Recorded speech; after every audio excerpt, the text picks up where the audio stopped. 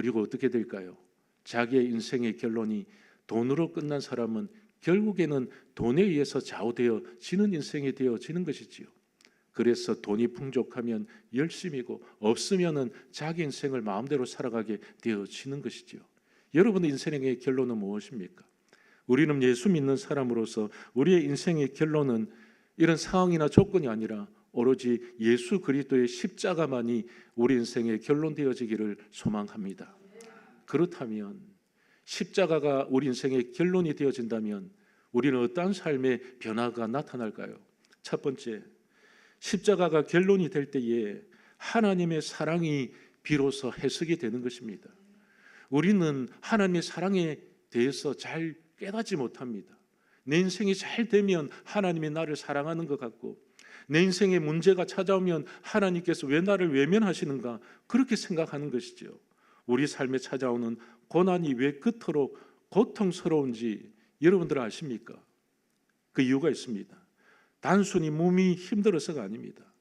고난이 해석되어지지 않기 때문에, 왜 나에게 이 고난을 주셨는지, 이 고난을 통해서 내가 어떠한 삶을 살아내어야 되는지, 고난 뒤에 무엇이 숨겨져 있는지에 대해서 해석이 되지 않기 때문에 우리는 두려워하고 떨릴 수밖에 없는 것입니다.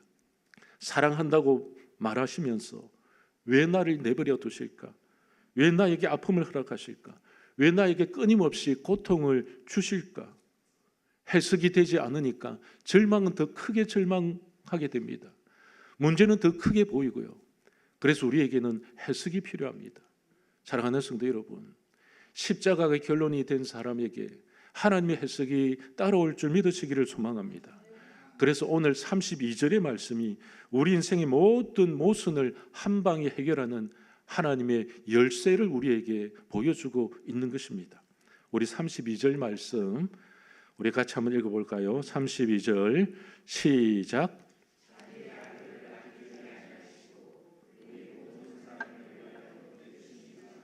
어찌 그 아들과 함께 모든 것을 우리에게 주시지 아니하겠느냐. 아멘. 성경에는 분명하게 말씀합니다.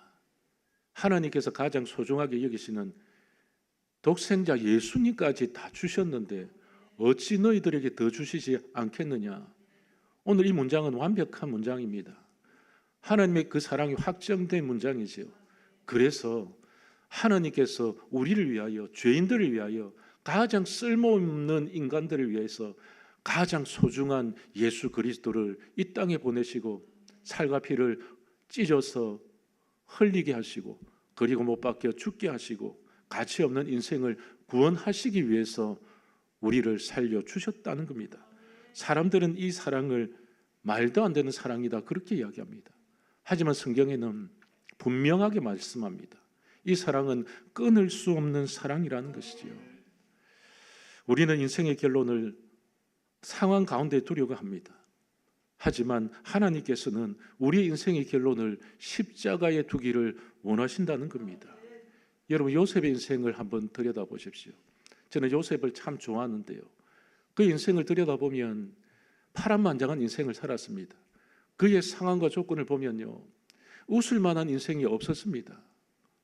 형들에게 배신당하고 노예로 팔려가고 애굽에서 보디발의 이 아내의 모함을 받아서 감옥에 들어가지 않습니까? 피눈물 나는 인생 아닙니까? 어떻게 그런 지독한 인생이 될 수 있겠습니까? 뿐만이 아닙니다. 그 감옥 속에서 그는 눈물을 흘리는 삶을 살아야 되지요. 이 해석을 어떻게 하겠습니까? 사람들은 생각하겠지요. 내 인생의 고난과 아픔을 어떻게 해석할 수 있겠는가? 그런데 이 요셉은 이런 말을 하지 않습니까?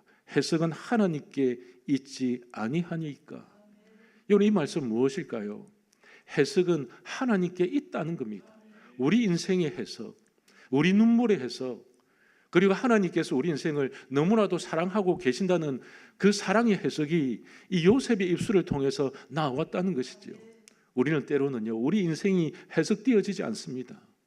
왜 내가 이렇게 눈물 흘려야 되는지, 왜 내 사업이 망해야 되는지, 왜 자녀들이 저렇게 망나니처럼 살아가야 되는지, 왜 나의 삶이 이렇게 모순 덩어리인지, 힘든지 아픈지, 눈물만 흘려야 되는지, 하나님 내 인생에 좀 해석을 좀 해주십시오. 여러분 그렇지 않습니까? 그런데 하나님께 나와서 십자가를 바라보고 십자가가 내 인생의 결론이 되어질 때에, 십자가가 내 인생의 능력이 되어질 때에 그 십자가 보혈로 말미암아서 하나님께서 우리에게 그 사랑의 그 확증을 해석해 주신다는 겁니다. 그래서 이 고난 가운데서도 내가 웃을 수 있고, 이 고난 가운데서 내가 주님을 찬양할 수 있는 것은 하나님께서 나를 사랑하고 계시고 하나님께서 나를 붙들고 계신다는 확신 가운데에 우리가 살아갈 수 있기 때문인 것입니다. 창세기 22장에 보면 아브라함이 등장합니다. 아브라함이 100세에 낳은 아들 이삭이 있었습니다. 느닷없이 하나님께서 네가 낳은 그 이삭, 네가 사랑하는 그 이삭을 모리아 산으로 데려가서 제물로 바쳐라. 마음이 아팠겠지요. 잠이 오지 않았을 겁니다. 주실 때는 언제고 왜 하나님께서 또 빼앗아 가시려고 하는가? 그런데 아브라함은 이런 방구하지 않습니다.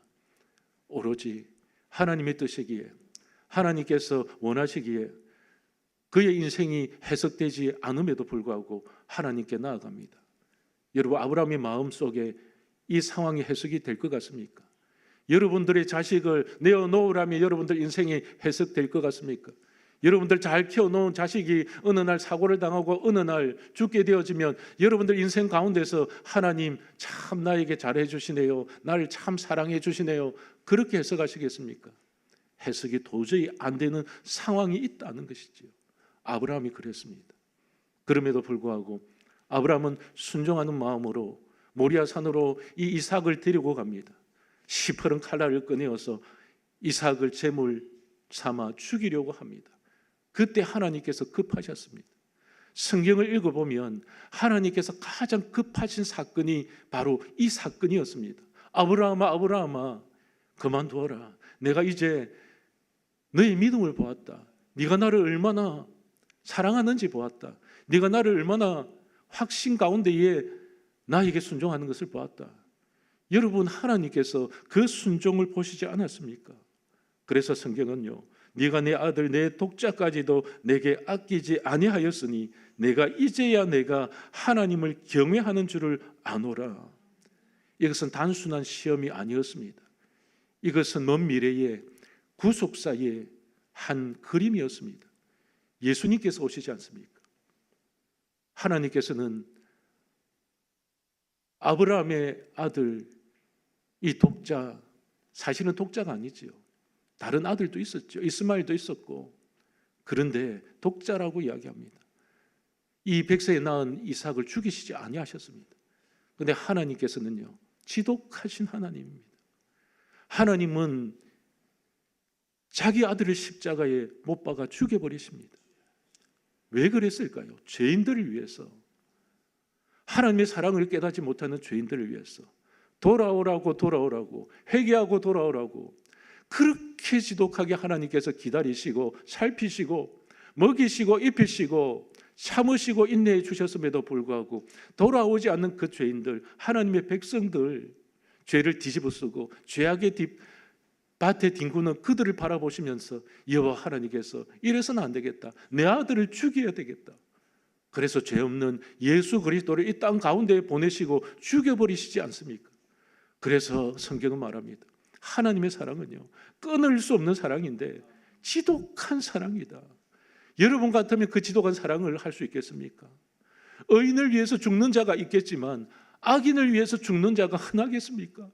그런데 하나님께서는 악인들을 위해서, 죄인들을 위해서 자기의 자식 하나를 십자가에 못 박아 죽게 하셨다는 것입니다. 여러분, 이것이 복음입니다. 이것이 하나님의 사랑의 해석입니다. 로마서 5장 8절에 우리가 아직 죄인 되었을 때에 그리스도께서 우리를 위하여 죽으심으로 하나님께서 우리에 대한 자기의 사랑을 확정하셨느니라. 십자가가 결론이 되어진 인생은요, 하나님의 사랑이 확정된 것을 인정하고 살아갑니다. 하나님이 나를 사랑하시는구나. 하나님께서 우리의 가정을 사랑하시고 하나님께서 내 새끼를 사랑하시는구나. 내 힘으로는 아무것도 되지 않는데 하나님께서는 내가 기도하게 되어지면, 십자가 앞에 나아가게 되어지면, 눈물로 기도하게 되어지면 하나님께서는 배반치 아니하시고 언젠가 때가 되어져서 내 자식이 주님 앞으로 돌아올 수 있겠구나. 왜 그럴까요? 하나님은 자기의 사랑을 십자가 가운데서 확정하셨기 때문인 것입니다. 그래서 십자가를 바라보는 순간 우리는 의미를 깨닫게 됩니다. 하나님은 우리를 사랑한다고 말만 하시는 분이 아니라 실제로 삶을 통해서, 실제로 행동으로, 사랑으로 확정해 주셨다는 것입니다. 말로서 행동을 만드는 것이 아니라 행동으로서 말할 수 있는 사람, 그 사람을 가리켜서 홀로 선 사람이라고 합니다. 홀로 서게가 된 사람이라고 하는 것이죠. 하나님의 사랑은요, 말로만 사랑을 만든 것이 아니라 사랑함으로, 행동으로 어떻게 됩니까? 그 사랑을 증명해 주셨다는 것입니다. 인간의 사랑은 때로는 조건을 따집니다. 이런 조건 저런 조건, 상황을 따지고요. 그런데 십자가가 결론이 될 때에 하나님의 사랑이 비로소 해석이 되어지고, 그리고 어떠한 상황과 조건 가운데서도 우리는 믿음의 백성으로서의 온전한 그런 걸음을 걸어갈 수 있다는 것입니다. 때로는 십자가의 길, 때로는 좁은 길이라 할지라도 하나님의 사랑이 해석되었기 때문에 십자가 하나면 충분합니다. 사랑하는 성도 여러분, 여러분들이 이 삶 가운데서, 이 세상 속에서 십자가를 붙들고 승리하는 믿음의 백성들 다 되시기를 소망합니다. 그리고 두 번째는요, 십자가가 결론이 될 때에 내 영혼의 모든 의심의 안개가 사라지게 되는 것입니다. 우리는 예수님을 믿는다 하여도 의심하며 따라가고 있습니다. 그것이 따라가는 걸까요? 맨날 뒤돌아보고 매일같이 땅을 보고 하늘을 바라보면서 천성을 향해 나가야 되는데 매일 뒤를 돌아다 보면서 영적인 소금 기둥이 된 모습으로 살아가고 있지는 않습니까? 신앙의 여정에서 가장 무서운 것이 무엇일까요? 외부의 적이 아닙니다.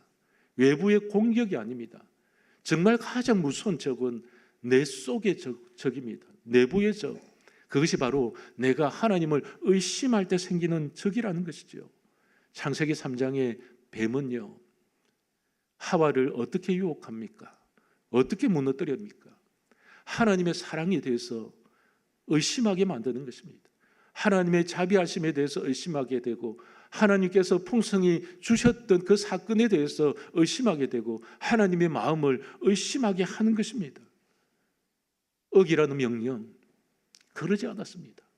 그래서 내부의 갈등을 일으키고 내부에서 의심을 자아내는 것이지요. 그것을 저는요, 영적 의처증이라고 말하고 싶습니다. 영적 의처증. 오늘날 그리스도인들이 제가 볼 때는 영적 의처증에 걸렸다고 생각이 되어집니다. 제가 서울에서 목회하면서 의처증에 걸린 젊은 분을 한번 봤습니다. 의처증. 나는 아내가 이상한 줄 알았습니다. 내 아내가 이상한 것이 아니라 정말 반듯한 사람이었어요. 근데 보니까 이 남편이 이 아내를 의심합니다.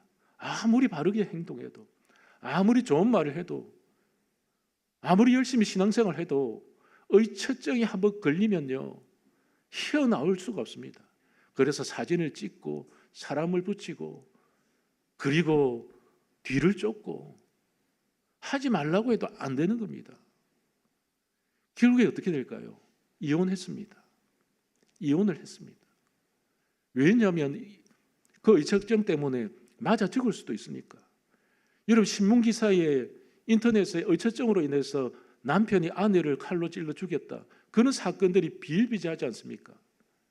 그런데 이 의처증이라는 것은 병입니다. 질병입니다. 고쳐야 됩니다. 그런데 의처증이 걸린 사람들의 대부분은 자기가 완전하다고 생각합니다. 정신이 멀쩡하고, 그래서 다른 타인들의 소리를 듣지 않습니다. 결국에 어떻게 되었을까요? 들려오는 소문에 죽었답니다. 남편이 내가 볼 때는 자살을 한 것 같아요. 명확하게 내가 뭐 꼬치꼬치 물을 수는 없지만 자살을 한 것 같습니다. 여러분, 그렇게 인생이 종말이 찾아옵니다. 인생의 가짜 결론을 계속 내리는 것이죠. 하나님이 이럴 것이고 하나님이 저럴 것이고, 그래서 우리는 하나님의 목을 조르려고 합니다. 예수님을 또 십자가에 못 박으려고 합니다. 끊임없이 요구합니다. 왜 하나님 나에게 이런 소원을 들어주시지 않습니까?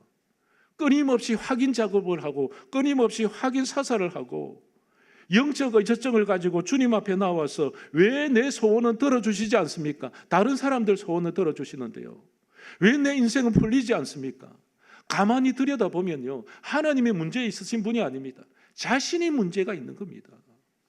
안 될 인생을 살아가고 문제가 있을 인생을 살아가고요, 맨날 고난받을 인생을 살아갑니다.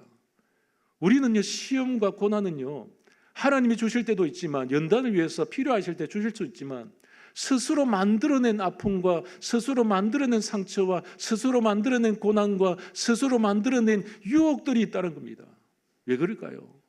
십자가가 결론이 되지 못하고 자기의 인생이, 자기의 자존심이 결론이 되어져 있기 때문에, 그래서 늘 기도하는 것이 소원 성취용 기도 아닙니까? 하나님 이거 들어주시지 않으면 하나님 저 확 떠나버립니다. 공갈하고 협박하고, 이래서 어떻게 성숙되어지고 성장할 수 있겠습니까?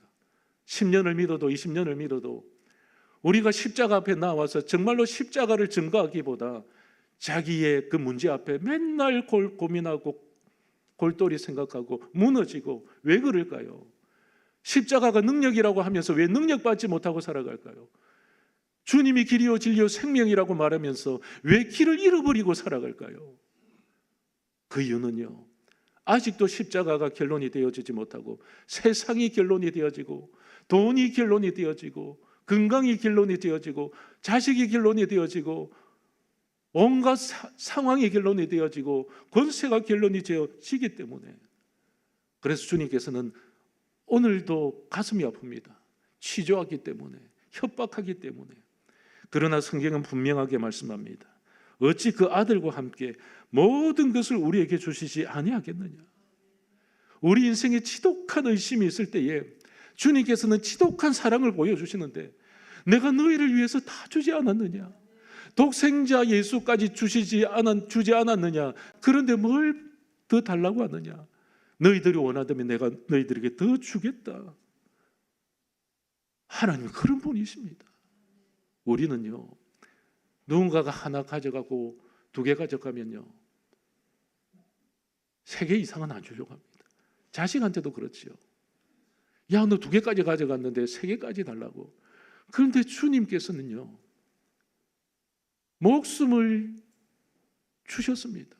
여러분, 자식을 위해서 목숨 줄 수 있겠습니까? 자식 대신에 사형장에 끌려갈 수 있겠습니까? 나는 그런 부모는 못 봤습니다. 부모를 위해서 대신 죽어주는 자식이 있겠습니까? 병간호도 하고 물질로 봉양도 하겠지요. 하지만요, 자기의 목숨을 주는 것은요, 어렵습니다. 여러분, 성경에 보면 도마가 나옵니다. 도마는 실정주의자입니다. 실정주의자. 실정주의자라는 것은 눈에 보고서 경험하고서 내가 믿겠다 하는 것이죠. 얼마나 합리적입니까?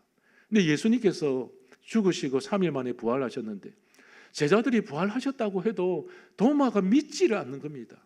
그 실정주의 때문에. 그래서 내 눈으로 보지 않고 만지지 않고서는 내가 믿을 수가 없겠다. 근데 예수님께서는 그를 책망하시지 않습니다.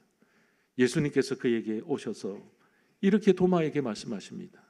네 손가락을 이리 내밀어 내 손을 보고 너의 손을 내밀어 내 옆구리에 넣어보라. 그리하여 믿음 없는 자같이 되지 말고 믿는 자가 되라. 여러분, 이 말씀을 들으면요, 우리가 부끄러워지지 않습니까? 낯뜨거워지지 않습니까? 어찌 도마만 이런 의심을 할까요? 하나님께서는 성경 말씀도 주셨고 2000년 전에 예수 그리스도의 십자가 보험도 주셨음에도 불구하고 여전히 의심을 품고 살아가고 있지 않습니까?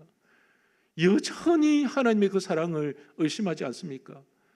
그러니까 성장할 수 있겠습니까? 성숙되어질 수 있겠습니까? 예수님은 도마에게 십자가의 흔적을 보여주셨습니다. 사랑하는 성도 여러분, 십자가를 경험하고 십자가를 본 사람은요, 다르게 살아갑니다. 세상 사람들과 똑같이 살아갈 수 없습니다. 도마는 그 이후에 그의 고백이 달라집니다. 예수님은 나의 주님이십니다. 예수님은 나의 하나님이십니다. 예수님이 하나님이시라고 한 건 이 도마입니다. 도마. 그래서 그는 이 복음을 들고 가장 먼 나라로 떠납니다. 인도로 가서 선교를 하다가 그가 창에 찔려 죽습니다. 예수님께서 창자국을 보여달라고 했는데 결국에는 복음을 받아들이고 예수님의 부활을 경험하고 그는 창에 찔려 죽게 되었습니다. 여러분, 말 조심해야 됩니다. 말. 그래서 예수님을 보았기 때문에, 예수님의 십자가의 흔적을 경험했기 때문에 그는 그 죽는 순간까지도 주님을 사랑했고, 그 죽는 그 자리에서 창에 찔려 죽음에도 불구하고 주님을 찬양하며 떠날 수 있었던 것입니다. 사랑하는 성도 여러분, 십자가의 능력은 무엇일까요? 여러분들 능력이 있어서 대단해서 그래서 자기의 이름을 드러내고 그리고 TV에 나와서 예수님이 이런 분입니다라고 하는 사람들이, 여러분, 그런 사람들 다 무너집니다. 스타가 된 목사들 중에 나는 마지막에 제대로 된 목회하시는 분 나 진짜 못 봤습니다. 스타병에 걸려가지고 자기가 대단한 줄 알고, 총회장들 보면 다 그랬습니다. 불법은 자기들이 더 지저리고. 이런 고신교회 부총회장 이야기 들어보셨습니까? 이름은 내가 밝히지 않겠습니다. 김모 목사님인데요. 여러분, 지금 화두가 되어져 있습니다. 교계뿐만 아니라 세상 사람들도 조롱하고 있습니다. TV 나와서 그렇게 하나님을 찬양하고 그러더니 입에서 그냥 욕이, 그냥 인격이 세상 사람들도 보다 못하고 정신병자보다 못할 정도로 험한 욕을 하고, 목회자에게 그 정도면요 끝난 인생입니다. 저도 그 경험을 했습니다. 저도요. 여러분, 제 이력서에는 나와 있지 않는데 2달 동안 제가 스카우트여서 지방에서 서울로 갔습니다. 그럼 저 이야기합니다. 그쪽 라인이 어떤 라인이냐? 김사만 목사님 라인이었습니다. 그 라인 타고 가면 나 좀 번듯하게, 그죠? 그래서 거기서 3년만 참으라고 갔는데요, 첫 마디가 그겁니다. 담임 목사님이, 제가 부목사 되어서 갔는데, 야, 이 개새끼야, 내가 그러라고 하더냐? 저 나왔습니다. 뭐 볼 거였습니까? 사람 보고 목회합니까? 그래서 제가 2달 만에 나왔습니다. 난리가 난 것이죠. 나를 보내주었고 믿었던, 나는 사람 믿지 않습니다. 하나님을 믿습니다. 여러분, 뭘 보고 사람 보고 목회합니까? 총회장 보고 목회합니까? 하나님 보고 목회하는 것이죠.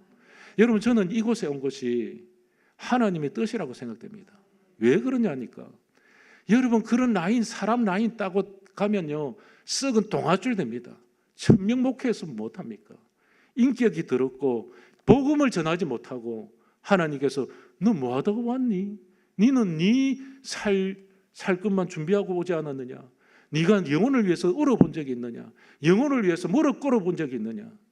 네 삶맛대로 살다가 네 마음대로, 이거는 목회가 아니라 네 사업을 한 거 아니냐? 여러분, 저는 그렇게 이야기하고 싶습니다. 중소기업 사장같이 목회하다가는요 하나님께 천벌을 받습니다. 하나님의 벌을 받습니다. 많이 맞습니다. 왜 그런 줄 아십니까? 십자가가 결론이 되지 못하고 권세가 권력이 되어져 있기 때문에, 총회장이 권력이 결론이 되어져 있기 때문에 눈이 시퍼렇게 떼고 위로 올라가려고 하기 때문에 주님께서는 우리에게 말씀합니다. 위로 올라가는 것이 아니라 십자가의 정신, 십자가의 결론은 아래로 와서 죽는 것이다. 너는 나를 위해서 죽어본 적이 있느냐? 주님께서 우리에게 말씀하시는 것입니다. 그리고 마지막으로 십자가가 결론이 된 사람은요 결국에는 주는 삶을 살게 되는 것입니다. 사도행전 20장 35절에 예수께서 친히 말씀하신 바 주는 것이 받는 것보다 복이 있다. 예수님께서 이 가르침을 주신 것이죠.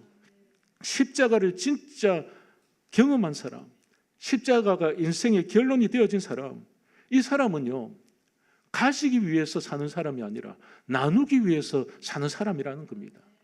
아프리카에 어느 선교사님이 가셨습니다. 이 부푼 마음을 가지고 갔겠죠. 예수의 복음을 전하기 위해서. 그곳에서 이제 농사를 지으면서 생활을 했습니다.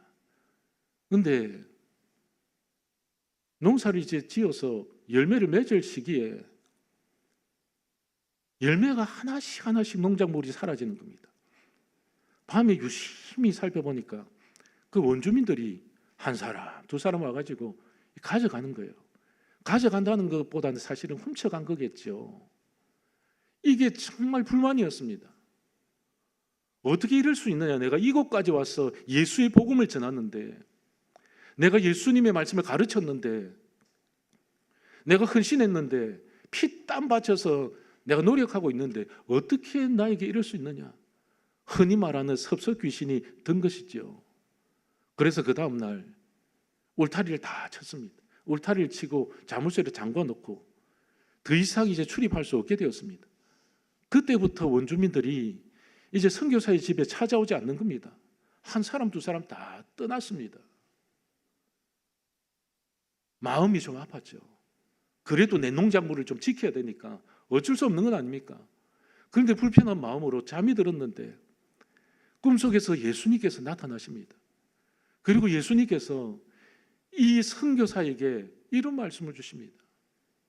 얘야, 나는 너를 위해서 다 주었는데 너는 나를 위해서 무엇을 주었느냐?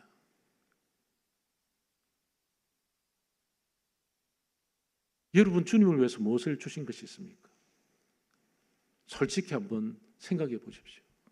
이 물음은요, 이 단순히 선교사에게 준 질문만이 아닙니다. 침묵이 흘렀습니다. 그리고 잠시 후에 예수님께서 또 이같이 말씀합니다. 너는 이곳에 왜 왔느냐? 이 아프리카 땅에 왜 왔느냐? 주기 위해서 오지 않았느냐? 주기 위해서 왔다는 것은 무엇을 말할까요? 죽기 위해서 왔다는 겁니다. 주는 것은요, 죽는 겁니다. 내 목숨을 주는 것은 죽는 겁니다. 주님께서는 다 주시지 않았습니까? 이 선교사가 가슴을 치면서 이제 회개의 눈물을 흘립니다. 그리고 다음 날 당장 이 울타리를 흘어버리고 열쇠를 풀어버리죠. 그리고 이렇게 선언합니다. 여기 있는 이 모든 것은 여러분들과 함께 나누는 것입니다. 오십시오. 그런데요, 이 원주민들이 하나도 가져가지 않습니다. 어떤 사람들은 밤에 보초를 쓰면서 지키고 있었습니다. 그리고 그 마을 원주민들의 복음이 전해졌습니다. 복음의 문이 열렸습니다. 사랑하는 성도 여러분, 우리가 예수 믿고 살아가는 인생의 결론이 어떻게 돼야 될까요? 주기 위해서 하는 거 아닙니까? 더 가지기 위해서, 욕심 채우기 위해서. 목회를 왜 합니까? 더 가지기 위해서 내 욕심 채우려고요. 결국 그렇지 않습니다. 목사가 된다는 것은 목이 죽는 거죠. 내 목이 죽는 겁니다. 내 목이 죽지 않고 어떻게 목사가 되겠습니까? 목이 살아있다면 선교사도 될 수 없고 목사도 될 수 없고 성도도 될 수 없는 것입니다. 그래서 우리 인생의 결론이 십자가일 때에 우리는 드려지게 됩니다. 왜냐하면 그 사랑의 깊이와 넓이와 폭을 깨닫기 때문에, 주님께서 나를 위해서 다 주셨기 때문에 나도 주님을 위해서 주고 가자. 여러분, 저는 목회 맨 마지막에, 내 인생의 마지막 걸음을 걷는다면 진짜 어떻게 될지 모르겠습니다. 늘 기도하는 게 우리 아내보다 먼저 저를 데리고 가주십시오. 먼저 저를 좀 데리고 가주십시오 하는 생각을 가집니다. 왜냐하니까 내가 좀 더 살면은 다 그냥 환원할 것 같습니다. 지금은 좀 가지고 싶고 지금은 더 먹고 싶고 그런데요. 그런데 내 인생의 결론을 그냥 미래를 보면 이거 뭐 저는 자식도 없거든요. 그런데 그게 참 하나님의 은혜인 것 같습니다. 육신의 자식이 없다는 것은 무엇을 의미하느냐? 하나님께서 물었습니다. 하나님, 저 진짜 아이들 너무 사랑하는데 왜 자식을 주시지 않습니까? 물었는데 하나님께서 주시는 말씀이 양무리 교회 성도들이 너의 자식 아니냐? 그 말씀을 주셨습니다.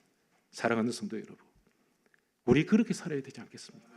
십자가가 결론이 된 사람, 그것은 하나님의 사랑을 알고 하나님의 그 사랑을 실천하면서 그리고 나의 삶을 십자가에 못 박을 수 있는 그 삶, 여러분 진실한 그리스도인이 되시기를 소망합니다.